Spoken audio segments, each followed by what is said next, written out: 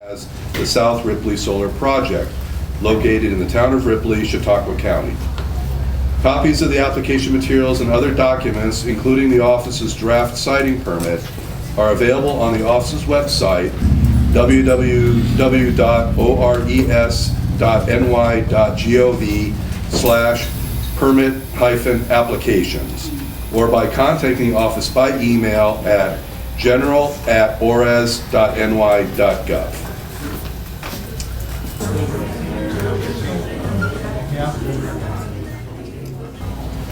I will now begin calling the speakers in the order that I received your speaker card, beginning first with any elected or other government officials.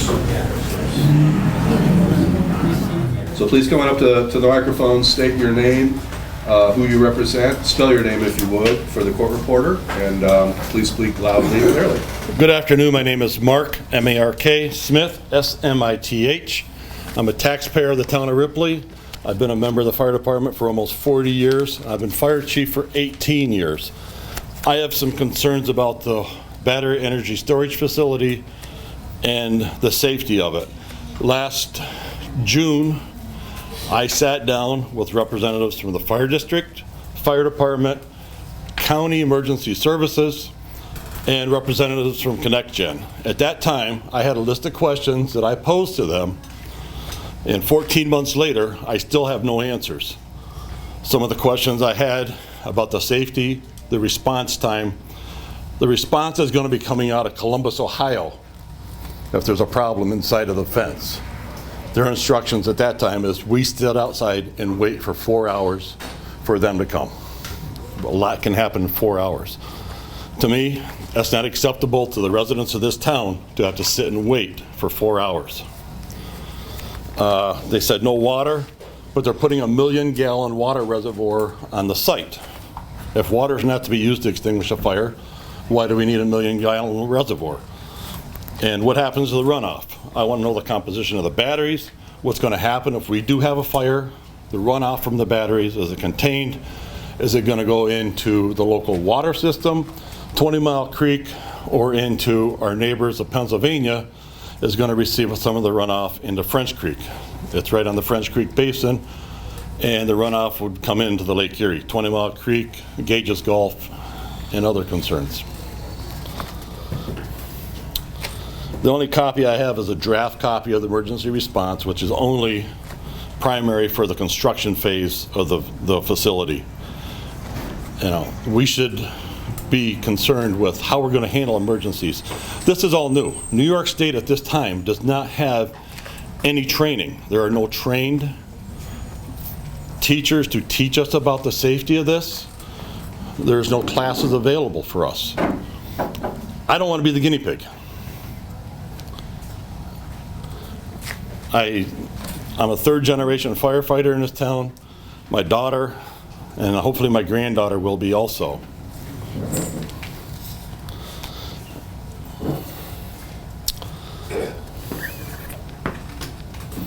And that is all I have at this time. Thank you. Thank you. Are there any other elected officials that like to speak? Yeah. Are you an elected official?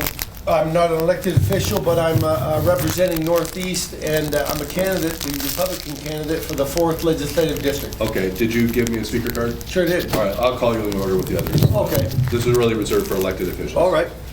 I'd like to make a comment. Are you an elected official? Yes, I am. What's your office? I'm the mayor of the borough of Northeast. Please come on up. All right. All right. The only thing that Please state your name. I'm sorry. My name's John Triana, Jon-Triana. Okay. And the one thing that my concern is for public safety is my main concern, as you all know. I would like to see statistics on any catastrophic events or adverse events that have happened at plants comparable to yours and how it affected the communities nearby. I've done some research myself. I haven't been able to come up with much. I'm sure you guys could find that, and that's all that I would like to see. Any information that you have would be helpful on that. So thank you. Thank you. Good afternoon. My name is Jim Boria, B-O-R-I-A. I live at 4203 Sinden Road. in Ripley, New York. Okay, good. All right. I wrote down some thoughts, so I wanted to make sure I'll probably read them, so I won't forget them. So I own land and live in the South Ripley Solar project footprint and have signed up my property to ConnectGen for use in the project. This project is a win-win for the town of Ripley and Chautauqua County, something we desperately need. The population of Ripley is shrinking, and as a result, so does our tax base and the town's ability to pay for infrastructure and vital public services. The South Ripley Solar project will inject some much-needed money into the struggling economies, providing substantial annual tax revenues that will help Can you the... speak into the microphone? Yeah, can you get a bit Closer? Okay. This good? Okay. So the South Ripley Solar project will inject some much-needed money into the struggling economy, providing substantial annual tax revenues that will help the town board allocate funding to upgrades and capital improvements without having to increase taxes on the residents. I also believe that because the project meets the state's requirements for setbacks, environmental studies, and safety, that it should be allowed to proceed. I made the decision to participate in the project because it was in the best interest of myself, my property, and my community, and I think the state should support that. Many of the Ripley residents welcome the opportunity that the South Ripley Solar project represents. We want to live in a community that is open to development. Voting yes to the South Ripley Solar project and permit process is a vote in favor of new taxes, revenue, and local jobs, which is good for the town and good for the broader economy. That's it. Thank you.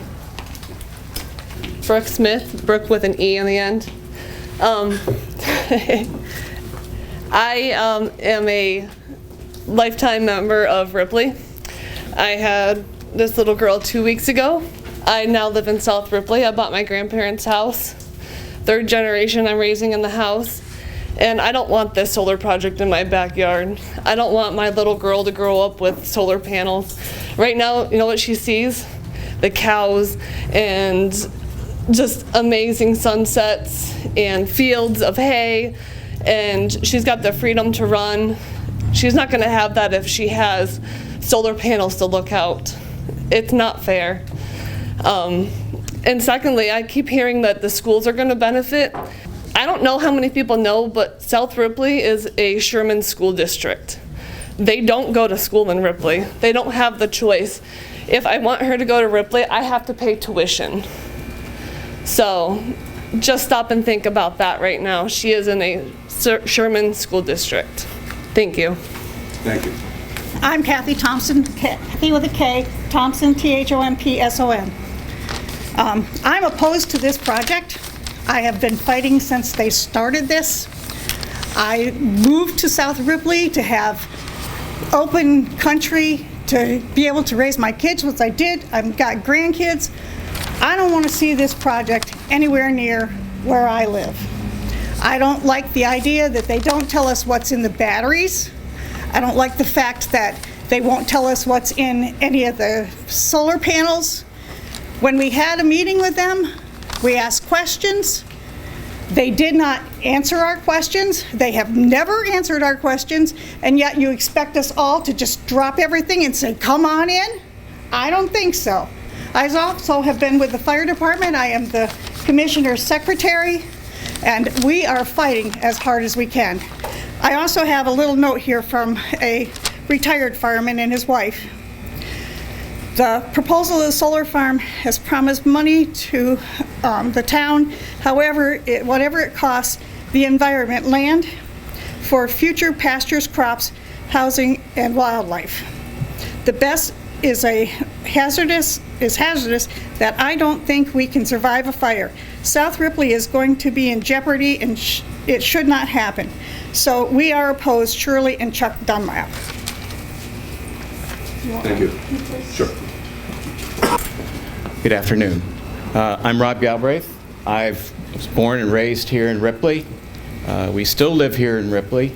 I'm a first responder on the Ripley Fire Department. And I'm also a landowner in South Ripley, so I've got a lot of interest, well, I've got a lot of interest in this project. So I think what I'd like to do is talk about the project. Let's talk about the magnitude of this project. This is over 3,000 acres of property that's outlined as the facility. Of this, about 1,200 acres is going to be panels, and it's going to be electrical handling equipment and the battery energy storage system. Of those 882 acres, how many panels do you think are going to have to be used on 882 acres? So I read through the application in detail. So they're going to use a 500, most likely, a 550 watt, panel. That panel is going to be 550 watts at its maximum. They're going to have to use 490,000 panels for 882 acres. Put that in perspective. Now, those panels, when they're decommissioned, there's going to be problems, and that is going to be treated as hazardous material. And each one of those panels weighs 75 pounds. That's 15,300 tons of hazardous waste that's going to have to be removed at the lifespan of this project. Something to keep in mind. This is not a benign project. Let's talk a little bit about ConnectGen LLC.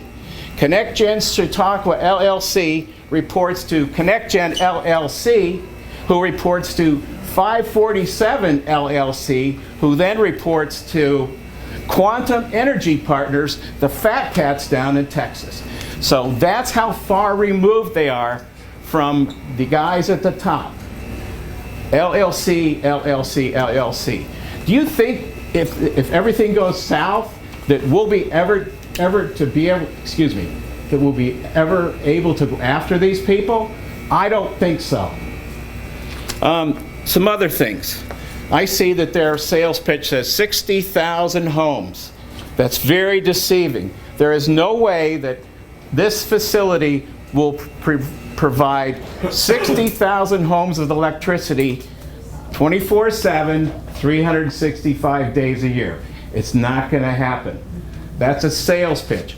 Yeah, it'll get, sometimes it'll get 60,000 homes for a couple of hours, but not 365, 24/7. No, that's not going to happen. Some other items. It was mentioned earlier, this is one of the worst areas in the country for solar insolation. This is the worst in the country. What a place to put battery energy storage and the panels. You couldn't ask for a worse place to site it.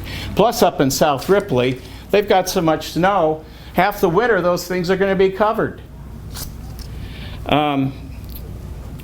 I mentioned the trees are going to be forested. 521 acres is going to be removed of forested land. Now that forested land, don't forget, they're CO2 absorbers. So up to about 2.5, let's see, I've got to get my statistics right, 1.5 to 2.5 tons of CO2 per acre per year is absorbed by trees, especially mature hardwoods. That equates to 780 to 1,300 tons per year of CO2 that's taken out. So you take those things out, well, we'll put solar panels up there. They're great CO2 absorbers. Right. Okay, and then the panels themselves. From the application, the applicant, ConnectGen, says that these panels are coming from Canadian Solar. Well, Canadian Solar is just a front. They're going to be manufactured in China. Highly likely they're manufactured in China. Thank you very much, Americans, for buying our stuff in China. And then we have the battery energy storage facility, another 20 megawatts of batteries. Where do you suppose the batteries are going to come from? Let's see. How about China? The point is that your tax dollars, every one of you, your tax dollars is going into this. And we're going to be paying for it with much higher electric rates. But this is going to China. At least we could have Buy American conditions with these projects. That's absurd. The panels themselves cannot be recycled. The developer will say that they can be recycled. They cannot. At this point, no technology exists to economically recycle those panels. It does not exist.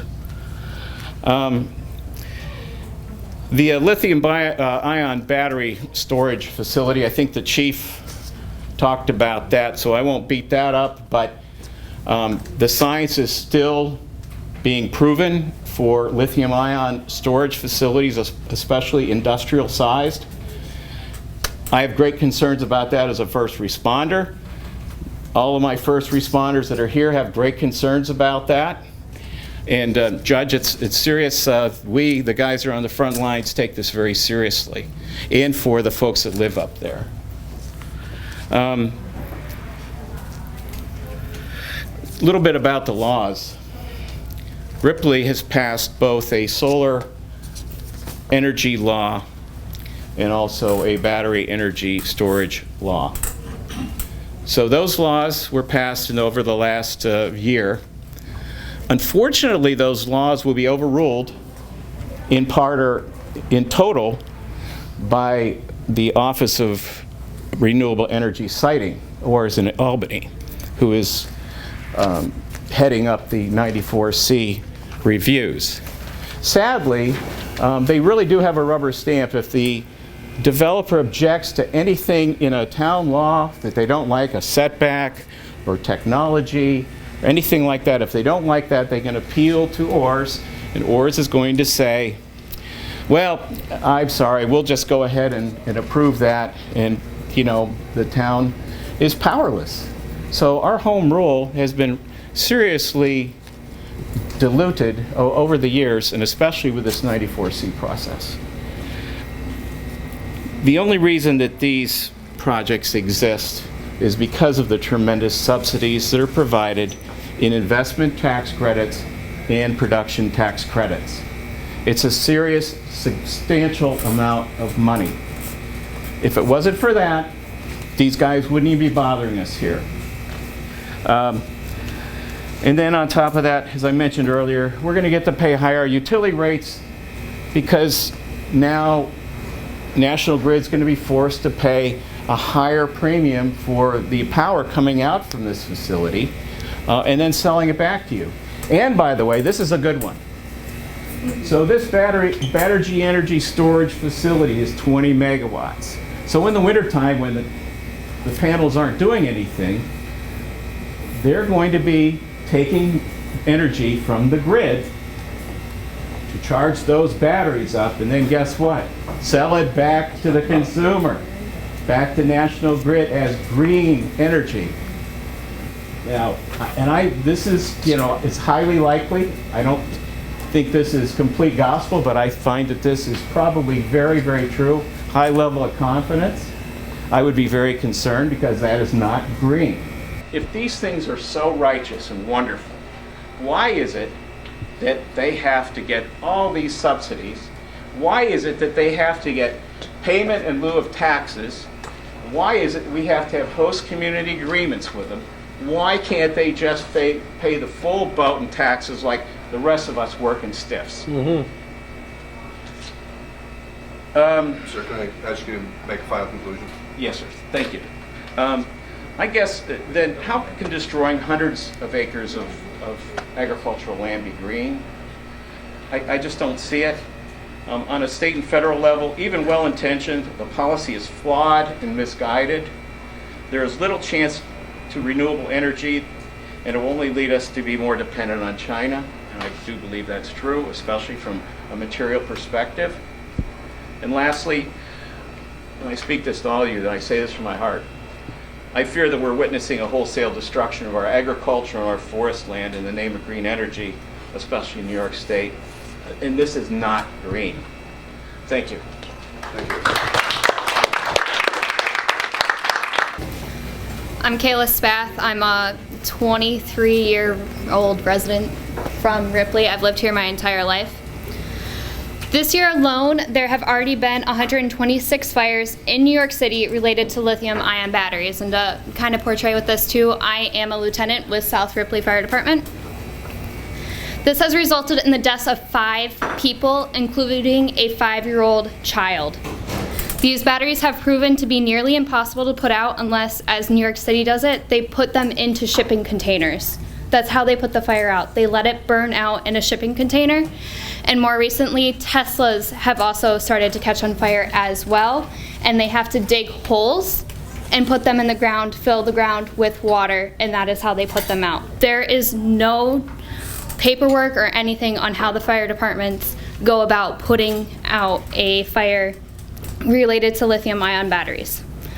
Also, it was in the Post-Journal actually today that Cornell University did a study on the pollinators within New York State, and 60% of pollinators within New York State are at risk of being extinct or just at risk for pretty much coming near extinction. With that, with the panels being built, that's taking away from the native plants that are growing already. I drove to Rochester this weekend to visit some friends, and during that drive I went by 3 solar fields. All were grown up with just straight brush, no flowers. How are those bees going to pollinate if there's not any natural flowers to the areas? Also, another Post-Journal article from November 19th of 2020. It says, although the proposed Ripley Solar project has yet to be constructed or even get approval, it already has its first major customer from Chautauqua County, Jamestown BPU. That's not in Ripley, that's not from here, that's Jamestown BPU. And to be honest, I see the BPU bills and they're already cheap enough for them, so what's that going to mean for us? We aren't even signed up to get this electricity yet. Another thing, I want to ask all of those from the cities that are here, more specifically from the Sierra Club, half of you weren't even from around here. What would you do if there was a solar field near you? Because more than likely you're from a city, and I just recently traveled to Buffalo as well. There's no solar fields around Buffalo. How would they know how that's going to affect them? You think that you just want a cheaper electricity bill, but you're not really looking at the toxic materials that are going in. I'm also a teacher, and I don't want that affecting any of my students either, or my children when I have them. And a lot of you who are for this are more than likely in this for the money and not to run 3rd generational farms like some of you should be. Into the microphone. I will. Hello, Judge McClements. Hi. Just want to say hello to everyone, especially to the judge. Thank you for coming down here to Ripley, and thank you everyone for your comments. And actually, following that last thing, my son lives in Texas, and in the Dallas, the Dallas Daily Journal Morning News, Texas Energy has increased in 1 year 70%. 70%. And I'm sorry for those of you who think that you're going to bring jobs to this county by putting in solar panels and eradicating farmland and forest. What is it, 500 acres of forest are going to be razed to the ground to make way for solar panels. I do not see the green in that, folks. I'm sorry, I don't see it. Here's what's happened in Texas. Texas has solar and wind. Guess what? They put the wind turbines in West Texas because there's so much wind, except in the summertime. Imagine that. So they're having to go to natural gas to power their grid because their renewable intermittent energy cannot even come close to meeting the demands of energy in the state of Texas. So their costs for energy are up 70% in 1 year. And I don't even know what the statistics are for the 3 to 4 to 5 years prior to that. That's a little Germany is no longer taking their nuclear power plants offline. They are ramping them up, and those 3 nuclear power plants that were scheduled to go offline are not. They are staying online, folks. This is, again, for New York, for Albany. We live here. This is a beautiful county. Most of our income comes from tourism, because it is a beautiful county. It rivals Provence in France. It rivals Tuscany in Italy. It is absolutely gorgeous here. It won't stay that way. Oh, and the other thing too is where these panels are set to go is adjacent to 20 Mile Creek, which is the water source for the town of Ripley. And we have some of the best water in the country right here in Ripley. I don't get it. I don't see it. Sorry, Sierra Club, I know you've given billions of dollars to this project, but I don't get it. Robert Bentley, B-E-N-T-L-E-Y. Lifetime resident of Ripley. Own 2 businesses. Very involved in meters here. I think some days I'm cook, some days I'm the pie guy, some days I'm making the desserts. I don't know. I do what I'm told most of the time.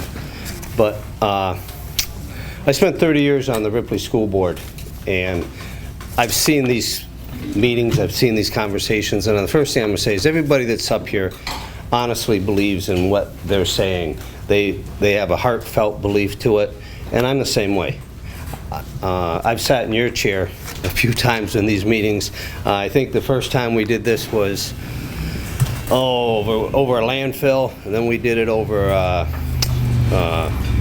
there's gas wells, there's landfills, there's merging, there's annexations, there's tuitioning. I did all that with the school, and yeah, everybody up here believes in what they're saying. And the part that I think is the most important to myself is this town has passed up on economic opportunities for the farmers, for the business owners, for different people here, and I think this project is good for that. Connect Gen, we've dealt with them here with a number of different projects. Stand-up people, they're from Texas, I know, but they're still stand-up people. They've kept their word to us, they've worked with us. I want to toss out that when COVID hit, we got a phone call right out of the blue, and they said, hey, what can we do for the community? $4,000 in gift cards they bought. Yeah, that benefited us, absolutely. We were thankful that they came to us because it was a benefit right when we needed it. But we gave $4,000 worth of gift cards out to the community, right through the school. A lot of people appreciated it right then. So, as far as Connect Gen themselves, I think they're here to do a good job, to keep their word, to make sure this project goes as well as it could go.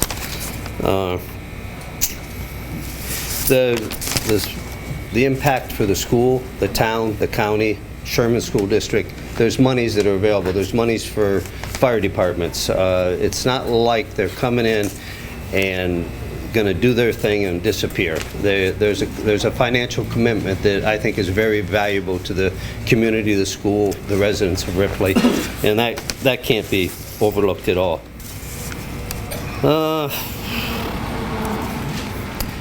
And again, I guess as with Connect Gen, the relationship we've dealt with them, that's the kind of people we want to bring this town. Loves has showed what they can do. We need some growth in this town. We need these types of things to happen, and we need to stop saying not in Ripley.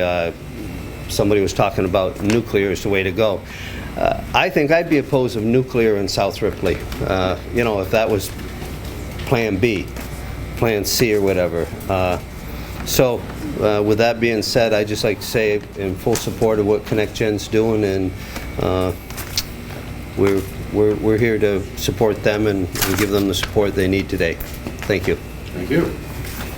My name is Shelley Spath. That's S-P-A-C-H-T. I do live in South Ripley. I was raised in Ripley on a fruit farm. Jim and I raised our 3 kids on our dairy farm, at which we now have beef cattle. It's 5th generation farm in the middle of the South Ripley Solar Project area.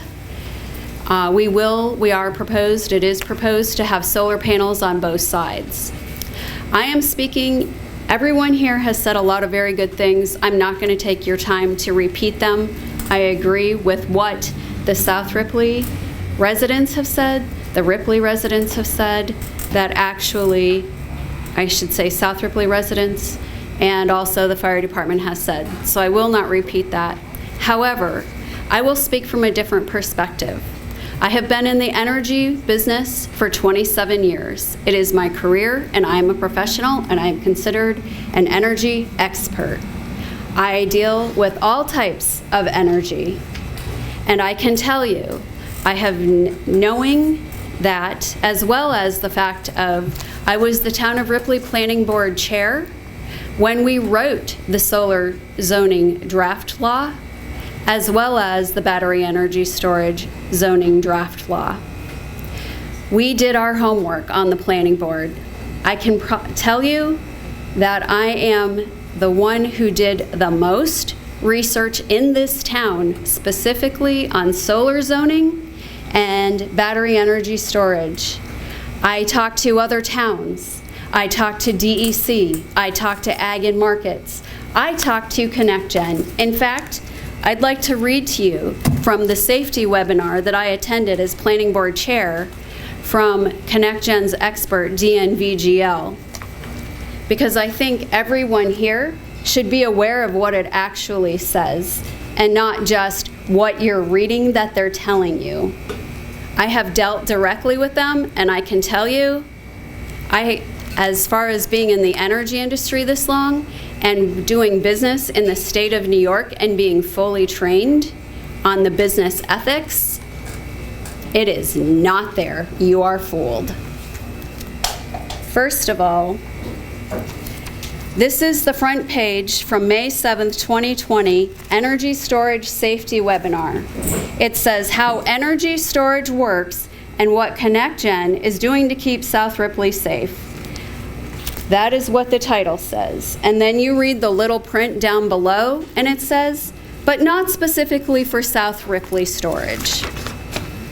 You go on to read further in the presentation, and once I took, I believe I have it here, the page that reads guidelines right here. If you can all see this tiny little print, I blew it up, this one section of that page, 300%, so I could actually read it with my reading glasses. That's how ridiculous. And it states, there are two factors at play. First, the valid sensitivity to the safety consideration by the first responders and the code officials. And second, you look at the cost and liability sensitivity from the system integration and project development community. Both sides have valid concerns. And then it goes on to state, whenever possible, site projects in normally unoccupied spaces. The recommendation may be to put it in, may not be workable, but it should not be put in residential occupied spaces. I am here to make it very clear to all of you who are not from our area, the battery energy storage facility is going in one of the most residential areas with the most residents, the most homes, literally right next to it. In fact, Jake Banta spoke earlier, the backside of the same property where the battery energy storage facility is going is actually a Northeast Pennsylvania road, Malik Road. And their Eaton Reservoir, which is part of their water supply, is diagonal from the battery energy storage facility. I don't care if they say you need to evacuate feet if there's fire and explosion. We know from this safety webinar, depending on how the wind blows, their experts said maybe 7 to 10 mile radius.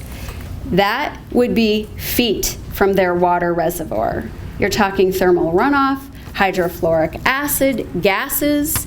In fact, the response time, and probably Mark Smith, you may have already said this, I wasn't here when you spoke.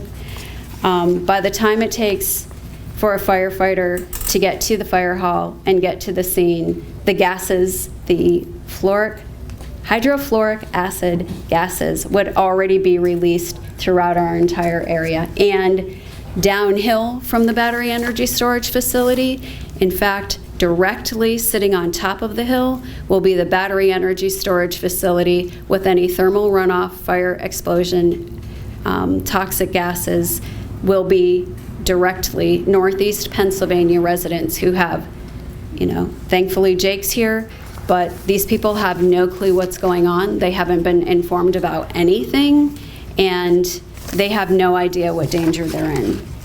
I will tell you from the energy perspective, after being in the energy industry for 27 years, I know and see all types of energy. I am certainly for energy. I completely and totally understand the New York State need for additional energy. But I want to tell you specifically about natural gas. The natural gas market, we've all seen how high the prices have gone recently within the last year and a half.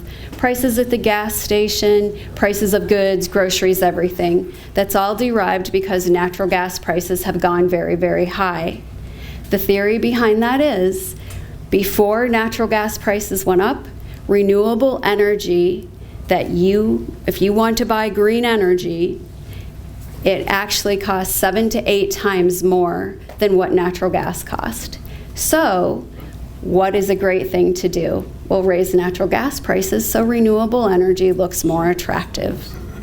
And any of you that we have talked about the over 500 acres of the wooded land that they're talking about deforesting or basically logging and clear cutting, that doesn't account for all of the logging projects on the properties that have already occurred in the last 2 years when ConnectGen sent letters to the leaseholders and the landowners and said, either you clear cut the property and have it ready for when we're ready to come in and install, or we'll log it ourselves, which evidently is 526 or 36 acres, whatever it is, and we'll keep the money.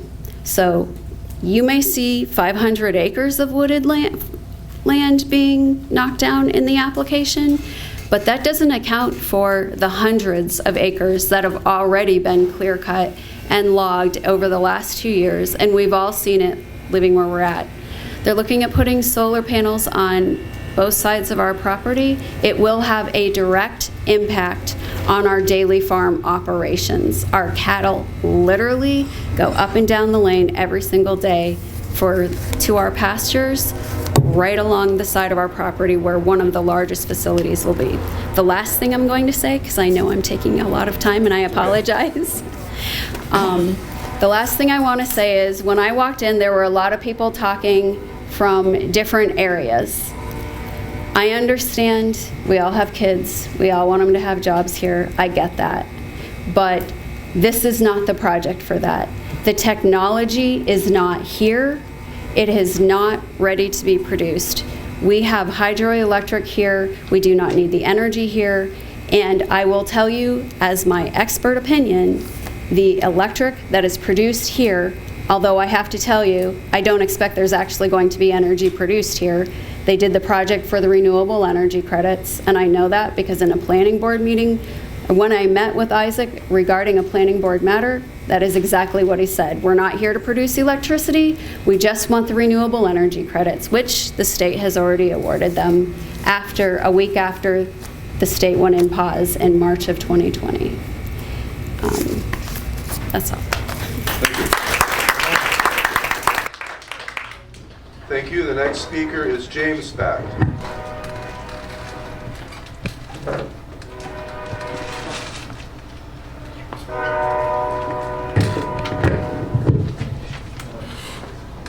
Hi, I'm Jim Spath, Deputy Fire Chief of Ripley. I am the South Ripley Fire Chief. If this facility catches on fire, I am going to be the one that's responsible for taking care of it. We have an aging fire department. We have basically 10 firefighters now that are average age over 60 years old. And you're expecting to put something into our district that we cannot handle. Then what are we supposed to do? They've told us that we're supposed to wait 4.5 hours for a gentleman to come from Columbus, Ohio. We're supposed to stand by, not even enter the facility. This is their own meeting with us that they said this. And wait for him to get there to tell us what to do. I am Jim Spath, Deputy Fire Chief, Ripley. I am the South Ripley Fire Chief. If this facility catches on fire, I am going to be the one that's responsible for taking care of it. We have an aging fire department. We have basically 10 firefighters now that are average age over 60 years old. And you're expecting to put something into our district that we cannot handle. Then what are we supposed to do? They've told us that we're supposed to wait 4.5 hours for a gentleman to come from Columbus, Ohio. We're supposed to stand by, not even enter the facility. This is their own meeting with us that they said this. And wait for him to get there to tell us what to do. They will not even tell us how far we need to evacuate. And that's just ridiculous. They have no plan, emergency plan that the fire department has seen. And as far as the fire department benefiting, $189,000 isn't worth one person's life, let alone 30. It's just ridiculous that you're going to put this someplace. There's so many places in this country that this could be put where there isn't people. And it's just stupid to put it, and especially right next to PA. You're putting a whole nother town in jeopardy because of this. I also have a farm. We've farmed it our entire lives, 5 generations. Where's your food come from? It doesn't come from the store. It comes from this land right here. What do we get on this land? It's what we got the last 2 days, and that's rain. Look what they've did out west. They've sold off all their cattle because they don't have enough water out there to take care of them and grow crops. Here we do. That's why we have grapes. Grapes without rain. With no grapes, they'll be just little BBs. And this food in this country is going to get tight. The population keeps growing, the farmer population keeps declining. Back even a couple years ago, the average age of a farmer was close to 70 years old. Nobody wants to do it anymore. And why those farms are all out of business up there is because the government was involved in the pricing of milk. Same as the government's involved in this electricity. It's going to go broke. There's just no way that the government can be involved in something like that and people benefit. Thank you. Thank you. So my name is Alex Bacco, and I'm the attorney representing the fire district. I need my address. My office is based out of Buffalo, New York. I'll keep my comments brief.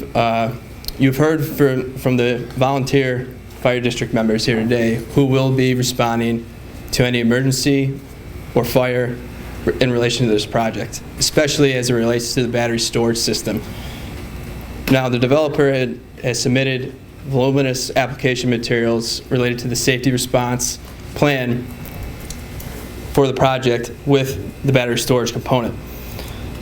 In the application materials, it says that the representatives of the fire district were consulted and briefed on the safety issues surrounding the battery storage.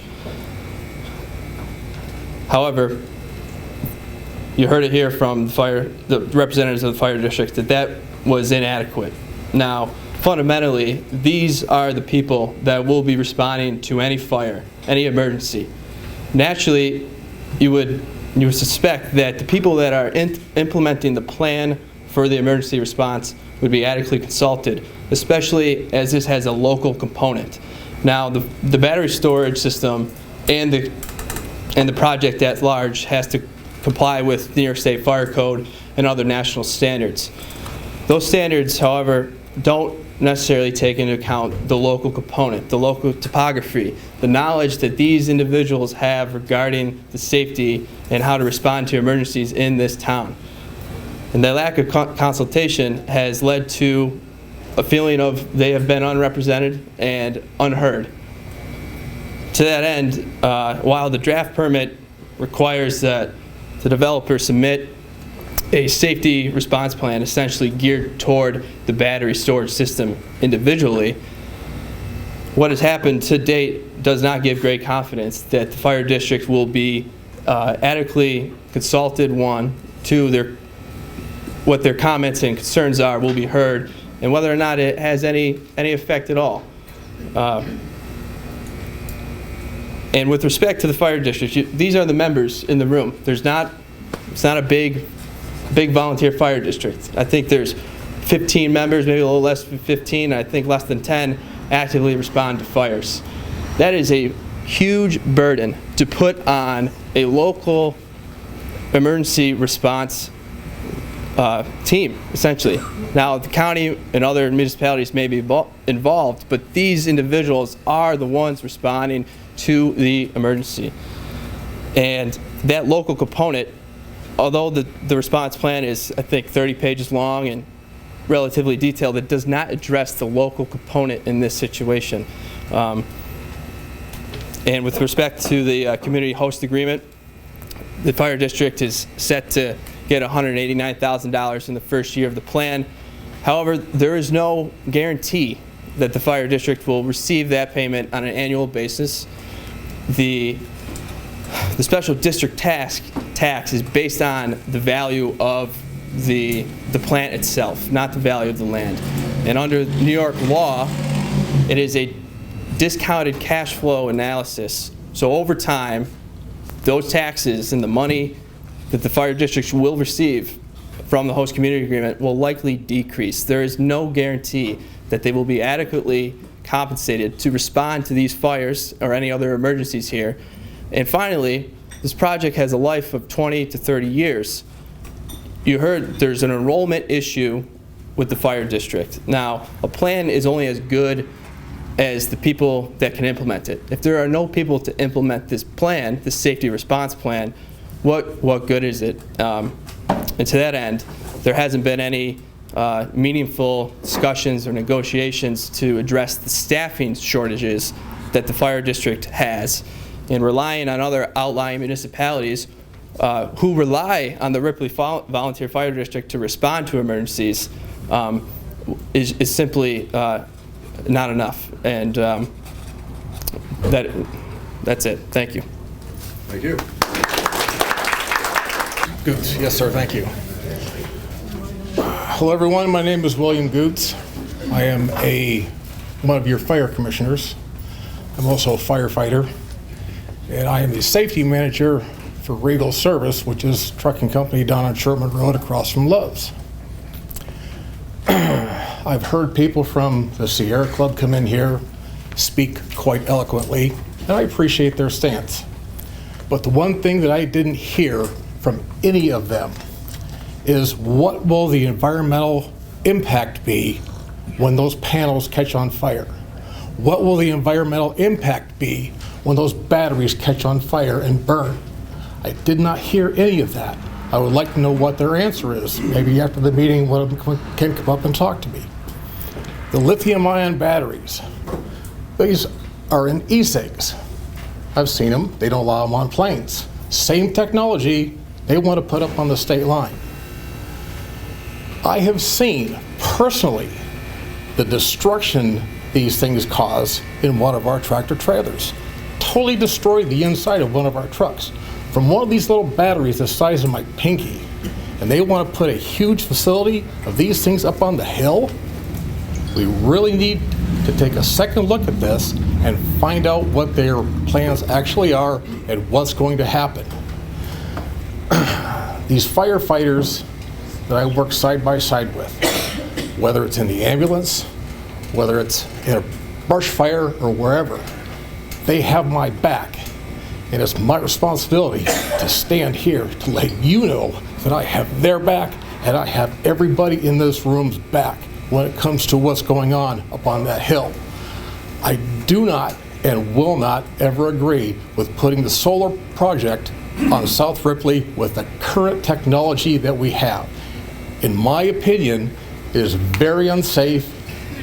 Something does happen, and I can show you video after video of panels burning, blowing up. Come see me after this. I'll be more than happy to show them to you. This is not the time to do this. When technology comes and it's better, bring it on. I'll more than welcome it. But for the time being, I cannot in good conscience condone, accept, or in any way, shape, or form acknowledge that this is a good thing. I will tell you that the fire department, the Ripley Fire District, does not have a host agreement on ConnectGen with the town of Ripley. I will tell you that the Fire District of Ripley does not have a host agreement with ConnectGen themselves.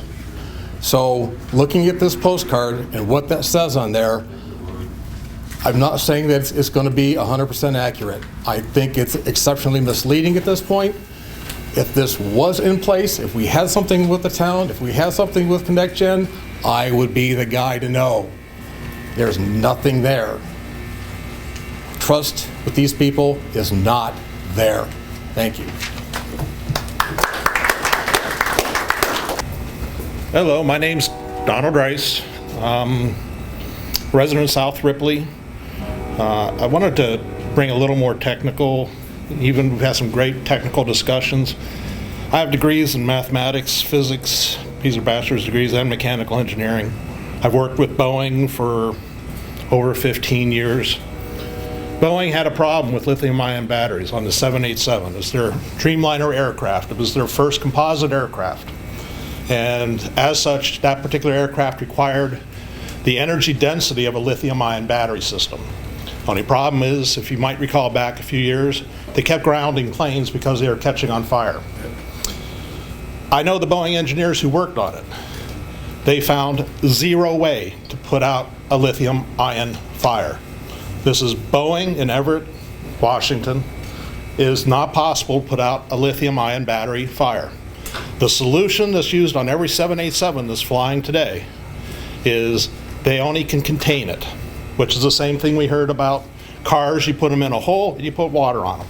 Or you take a battery system, you put it into a storage system, you have to let them burn out because they self-generate their own oxygen and their own fuel. So I wanted to make sure everyone knew that it's not a matter of if, in their own documents, it's when these things catch on fire. They are going to catch on fire. It is directly on the state line or within feet of the state line of Pennsylvania. Not only are the residents of South Ripley, myself included, going to be involved in this evacuation, but you have reservoirs, you have the runoff systems, you have Lake Erie, and everyone in this room pretty much is going to be subject to that evacuation, and that fire cannot be put out. I just want to make sure everyone knows that. I'm disgusted on a number of other things. No way do I think this should be done as a limited liability corporation because by definition, it limits their liability. If they're in this and they really want to do this project and they believe in it, they sure as hell ought to have the responsibility and liability. Yeah. Yes. So that'll be my close. Thank you. Thank you.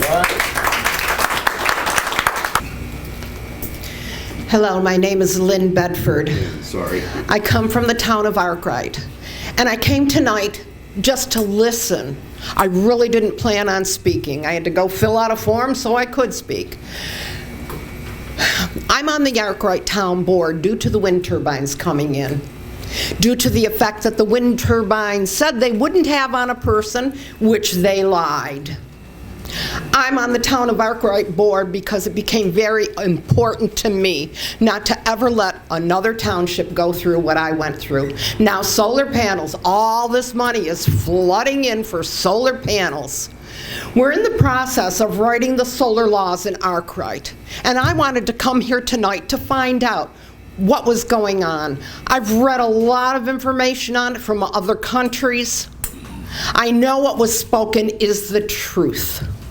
They are bad, they are lethal, and they will destroy your community. They will divide farmers against farmers, and it's all about money. If these could actually do some good to the human being, I would be all for a good renewable energy. But this is not green, it's black. As black as the solar panels are. And I urge you, stand up with all your life and fight for your kids, as I'm doing in Arkwright. Thank you. Okay, sorry about that, everyone. My name is John Triana, again, Jontriana, and I'm from Northeast. I wasn't prepared to speak first, so that kind of caught me off guard, and I was hoping I could find a second at the end to talk. I was hoping to see more residents from Northeast here. I know there's a few, and I was honestly expecting to hear them speak and kind of cover what was going through my mind, but since they didn't, I figured I'd bring up some stuff that I've been thinking about here. And some of you may know, some of you may not. I am a member of Fuller Hose in Northeast. Now, with being the mayor of the borough, I've taken a leave of absence, but I do want to say some stuff about the fire department. You guys know what it's like to put out, the first thing that came to my mind, car fires, right? When you take that nozzle and you shove it in towards the engine, poof, big white flash, right? That's from a little piece of, what is it, phosphorus or something? That's like as big as your thumb. And you gotta back up and get away. What happens when it starts raining and that's burning for 3 days, blowing towards Northeast? Does the water do anything to those chemicals that we have no idea about? Is it gonna just get a little bigger? Oh, the wind's blowing that way, so it'll go that way. Don't worry about Westfield, Mayville, all that. It'll just get to Northeast. I have a lot of friends and family who are great farmers, and they spend half their spring going through fixing their ditches to reroute the water drainage and stuff. So when that water gets polluted, now it's all just gonna flow right through their fields and stuff, okay? Now I don't care, I shouldn't say I don't care. I don't have a dog in the fight, okay? This is all up to you guys. New York, Ripley, Chautauqua, Mayville. I'm just the neighbor looking out for my friends, my family, all that. Whatever you guys do, I have no say, we have no say. Just know that you're gonna affect, there's 4,200 people in the borough of Northeast, not counting the township, right next door. They don't have a say in any of this, so just keep that in mind. I want them to be safe. That's it. It's Joni Riggle from Sinclairville, R-I-G-G-L-E. Riggle, okay, I'm Riggle, sorry. yeah. Reality, NYSO, the New York State Independent, the grid operator, warns that to meet the CLCPA goals, we will need technology that does not even exist yet. New York State's scoping plan admits the 100% emissions-free by 2040 goal presents significant challenges that cannot currently be met by deploying existing technologies. Even after full deployment of available clean energy technologies, there is a remaining need for 15 to 25 gigawatts of electricity generation in 2040. Solar and wind energy are essentially obsolete technology. Why is nobody listening? This project must not be approved, as it will continue the reckless assault on New York State's rural environment, our grid, citizens, and industries. New York State energy policy needs an immediate course correction, beginning with denying the Ripley Solar project before irreparable damage is done. New York State should invest in R&D for alternatives like next-generation nuclear and geothermal, not fickle solar, wind, and insanely expensive battery storage, which provides at best 1 to 2 hours of backup and exposes communities to dangerous toxic fires and thermal runaways. Upstate New York electricity is already 90% emissions-free. New York State contributes a mere 0.4% of global greenhouse gas emissions. Using IPCC modeling, if the entire U.S. went net zero today and for the rest of the century, it would reduce temperatures by 0.3 degrees Fahrenheit by the end of the century. Okay, where am I? China and Europe are ramping up coal usage, which will negate any and all our emission reductions achieved through New York State's draconian dictates. We will not change the climate or the temperature, as hard as we try, realistically. Germany's failures with the energy one should be instructive. The Ripley Solar project industrializes 2,000 acres of farmland and will only produce at a 10 to 14% capacity factor. I talked to another solar developer, and that's what he admitted for this region. Due to our clouds, lake effect, and snow, it will be a very low capacity. Let's see. And worse yet, this is a terrible trade-off for its enormous cost millions of dollars for massive land use. It will likely be curtailed due to transmission constraints.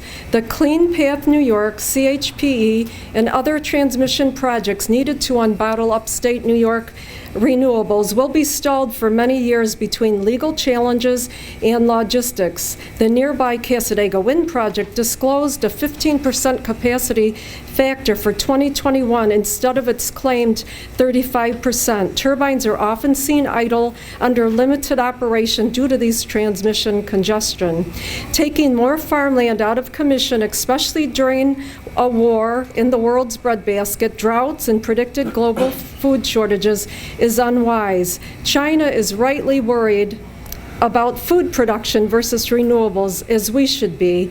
From a recent Bloomberg article titled "More Green Energy or Food," I quote, "It was considered a political achievement to expand renewable energy, and that's why some authorities have been blindly overdeveloping solar and wind."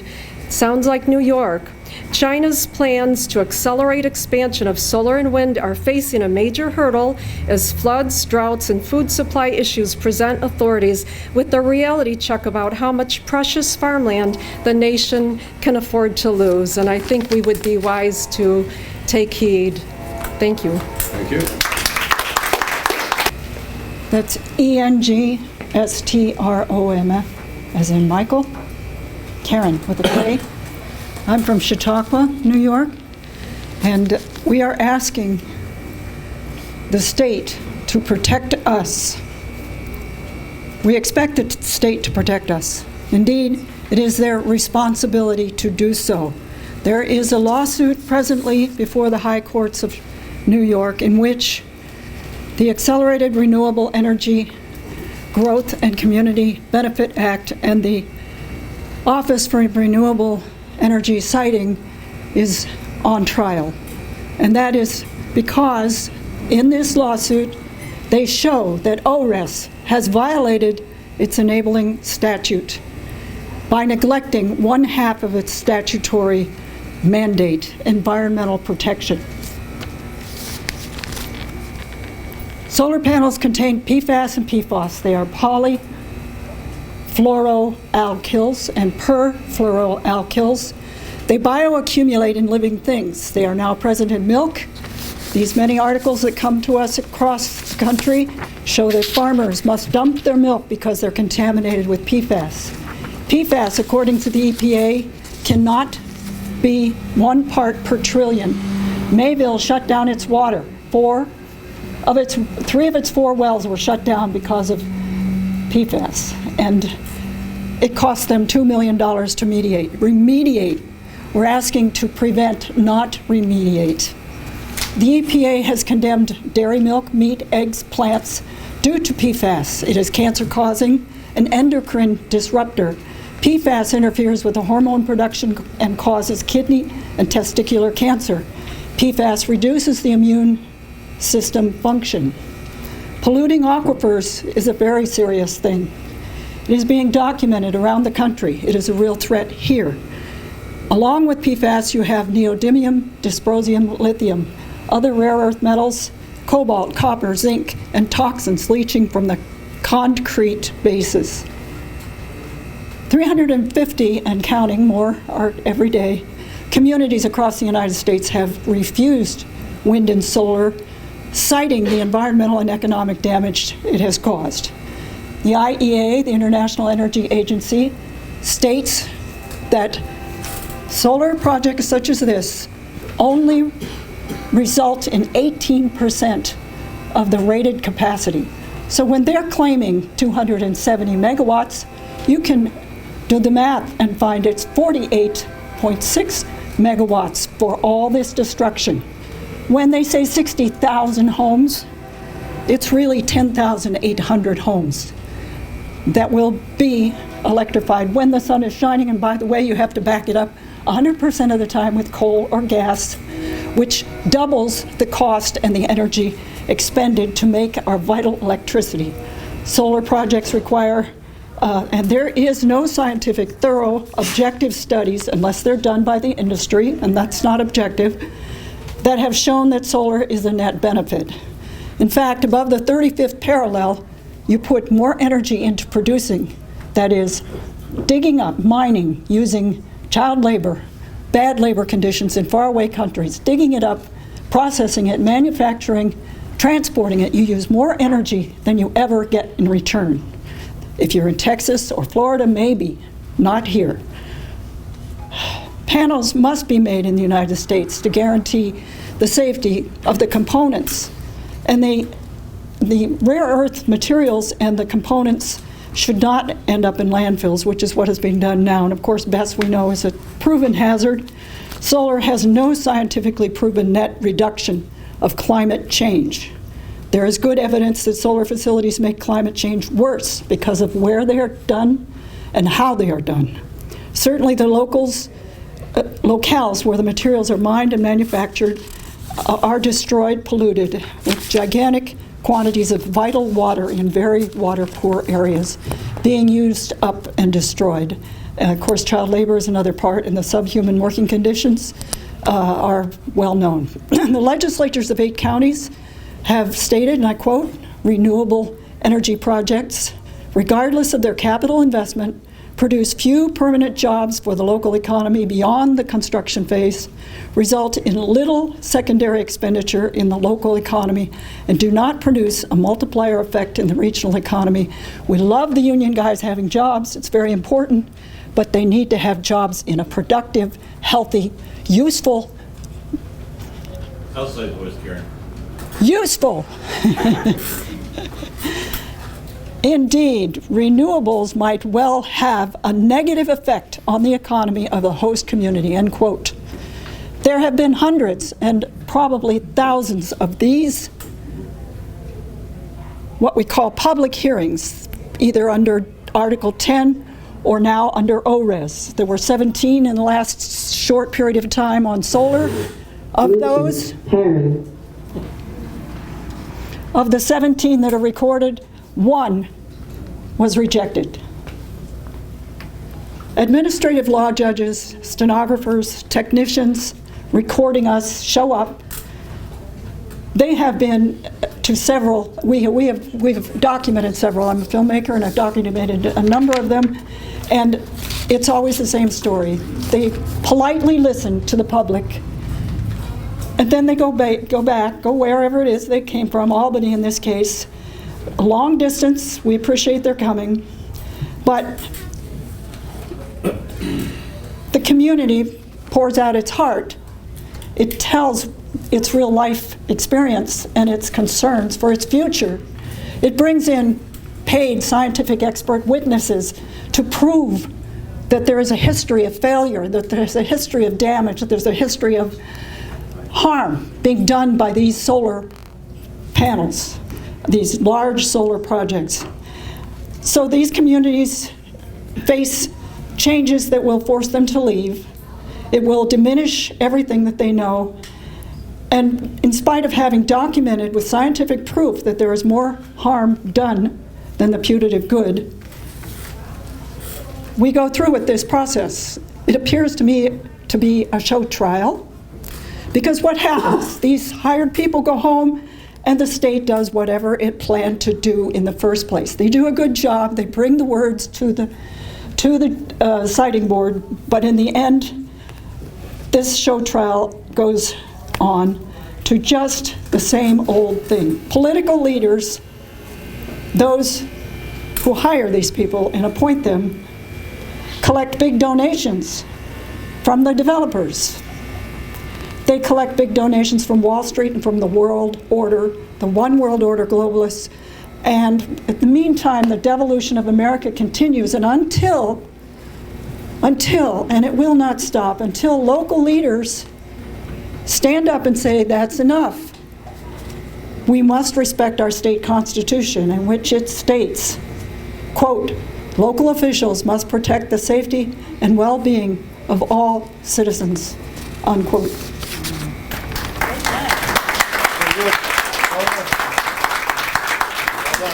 Thank you. Good afternoon. I am Robert Jashelski from Buffalo. I'm a member of the Niagara group of the Sierra Club and also chair of the club's New York State Atlantic Chapter Energy Committee. The Atlantic chapter has 45,000 members across the state. Our local group has reviewed and approved the South Ripley Solar. A little bit closer, yeah. Sorry. Thank you, Right on sir. it. Appreciate it. Okay. Our local group has reviewed and approved the South Ripley Solar project, which has the potential to provide clean and renewable power to 60,000 homes and will substantially reduce greenhouse gas emissions to help counter climate change. We've also found the project to be environmentally sound as well as economically beneficial to the area. The ConnectGen company website indicates that $800,000 will be paid to the town of Ripley annually, basically equaling the town's present tax levy. This additional income has the potential of providing the town with funds to make substantial improvements in the town and also to provide environmental protections. This payment does not include the additional monies which will also be paid annually to the school district, to the county of Chautauqua, and to the local fire department. Additionally, lease funds paid to landowners and farmers will permit them to continue to operate their farms and keep their lands in a natural state instead of selling off the land. Solar projects have been very important in keeping farmers and agriculture across the country. It is also important that the removal of the solar arrays after their lifespan is insured by financial securities provided by the company to guarantee the decommissioning of the site and the restoration of the land to its natural state. Chautauqua County and Western New York have far too long suffered from adverse environmental impacts from leaking and uncapped abandoned gas and oil wells in the area. This should not be the problem with this project, and we encourage the building of the project. Thank you, sir. Thank you. Good evening. My name is Lisa Mertz. I'm a Chautauqua County resident, and I'm the Chautauqua County representative to the Niagara Sierra Club. I'm speaking in support of the South Ripley Solar Project. I worked closely with the Sierra Club Atlantic Chapters Committee on large-scale renewables to evaluate the South Ripley Solar Project, which earned the highest points in each assessment area and became the chapter's first endorsement of a large-scale solar project. We concluded that the South Ripley Solar Project is responsibly sited and environmentally sound. The project will provide 270 megawatts of clean, renewable power each year. We are in the midst of a climate emergency. We are seeing an unprecedented number of wildfires, floods, heat waves, droughts, and snowstorms, which not only threaten the health of humans around the planet and the lives of wildlife globally, but these disasters are also exceedingly costly. The year 2021 marked the 7th consecutive year in which the U.S. experienced 10 or more separate disasters, each causing monetary damages in excess of $1 billion. Disengaging from pollution-causing fossil fuels and building up renewable energy projects are part of the solution to this climate crisis. I regard solar projects as beacons of hope for our communities, for our state, and for our planet. So I support the ORA's draft permit and final approval of the South Ripley Solar Project. Thank you for your time. Thank you. The next speaker is Ellen Banks.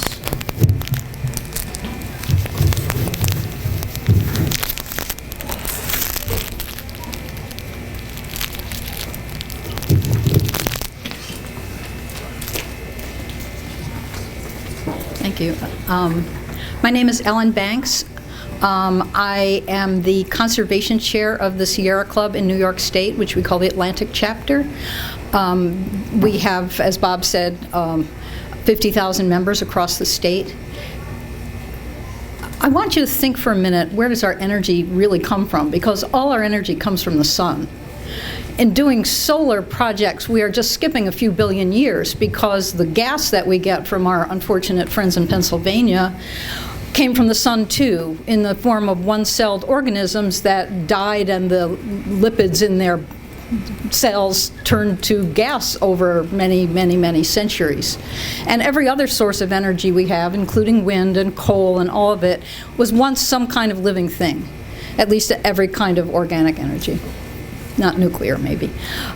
So the Sierra Club was founded as an organization to preserve land, water, air, and wildlife. And sometimes people wonder, like, why are you getting involved in renewable energy? And the number one reason for that is that the number one threat to land, water, air, and wildlife is the climate catastrophe that we can see more and more happening every day.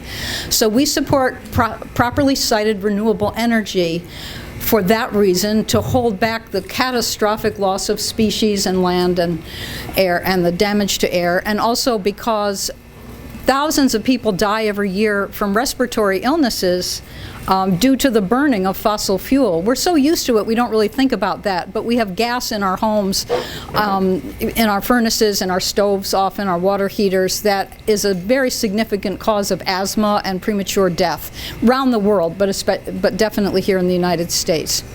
So when we approve or when we consider a large-scale renewable project, we don't just say, yeah, that sounds good, let's do it. We have a very exhaustive process, as Lisa has mentioned briefly, and she and I visited the project, spoke to project manager. She also, being from the community, spoke to a lot of people here. And I just wanted to go over very briefly some of the things we look at. One is impact on forested land. We would not approve of, and by the way, we don't approve all the projects that we renew. We are very stringent about it. And we look for evidence, not just hearsay. So we look at our forests going to be destroyed. And definitely there are hedgerows between some of the farm fields that have been leased. But these are 20 to 30-year-old trees for the most part that are periodically logged by the landowners. Is my time up? No. Okay. Go ahead. Please continue. Yeah, we're trying to work out the technical problem. Oh, okay, sure. So use your outdoor voice. I'll use my teacher voice. So there's no impact on forests as defined by a forest expert who helped devise these criteria. We look at marshes and wetlands, and we might decide not to approve a project if it was encroaching greatly on wetlands. This one does not. It's about 1%, and that one wetland will be preserved by several things, including having the cables go above the surface rather than underneath them. We look at the impact on birds and wildlife, and we've seen evidence. And by the way, these project managers or directors have to not only comply with the exhaustive criteria that the state has now and had previously in the Article 10 process, they have to get outside experts to testify. They can't just say, don't see a bird anywhere here, we're good. They have to have actual bird experts review the land for whether there are any endangered species that could be affected. The answer to that was no. There are no endangered bird species that would be impacted by this project. Also, with wildlife, this project is particularly ideal because it's divided up into a lot of different plots. So if there's one huge project, we might approve that, but it would be harder because wildlife need to find a way around the panels to migrate and to associate with one another and to find food. And this one has no barriers to wildlife movement. And we look at the impact on food production, and as Bob said, solar installations actually help rural communities stay rural because a farmer who leases their land for part of their land for a solar project can continue farming if they choose, and can also prevent other much more harmful things being constructed there, like urban sprawl, suburban developments, and something that's happening all over our state, and we don't see it because they're in the country, other parts of the country, areas, warehouses, giant warehouses taking over farmland in a way that cannot ever be really repaired. So solar panels really don't do any harm to the land. They can be used to raise pollinators and even crops underneath them. They're fully compatible with being next door to an active farm. Although most of the leases here are not with active farms. And we were very impressed by the community benefits, especially those that happened during the pandemic. the developer really went farther than most and should really be a model for other developers in terms of some of the things they did during the pandemic, including providing lunches for kids and gift certificates to the restaurants so they wouldn't go out of business, and a lot of other things. The safety issue, the developer has contracted with an expert on electrical wiring of solar panels who is often a critic of other projects and has come down very hard on some of them. So they are contracting with that consultant to make sure that the wiring is safe and that there's no fire risk. And I do want to thank the firefighters who are here for their service to the community. That's a wonderful thing. But I don't think they really have anything much to worry about once they see all the data.